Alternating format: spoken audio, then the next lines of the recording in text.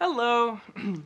So as you know, every Monday we go over something that's happening in the news. Today's topic is probably the heaviest that we've explored on Easy with Ethan. If you're a young one, you might want to skip this video because we're going to be covering some pretty mature topics. I don't want any angry parents tweeting at me. Also, major trigger warnings because this is a video that's going to be talking about sexual abuse and eating disorders.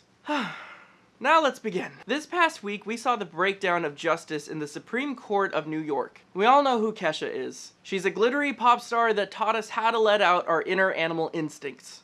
You also probably know by now that she's at the center of a really emotional lawsuit. So let's start by going over the facts. Kesha was 18 years old when she signed a record deal with producer Dr. Luke. Shortly after signing, Kesha claims that she endured years of mental and physical abuse at the hands of Dr. Luke. Allegedly, Kesha was told by Dr. Luke over and over again that she needed to lose weight. She claims at one point he actually told her that her body looked like a refrigerator. Kesha began developing an eating disorder that eventually led her to go into rehab in 2014. She also claims that Dr. Luke repeatedly drugged her, both with and without her consent. The heaviest charge that she's made against him is that Dr. Luke allegedly raped Kesha.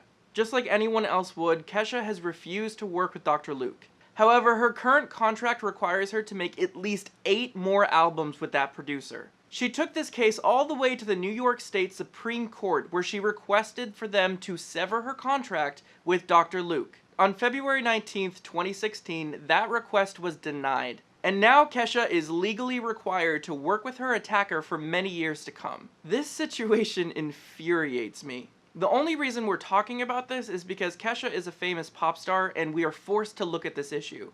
The truth of the matter is there are thousands of people out there that are going through the exact same thing Kesha is. Every day there are people that are forced to live and work in fear because they're too afraid to speak out against their attackers, or as we've seen with Kesha, they have stood up and spoken out, and yet our justice system has failed them.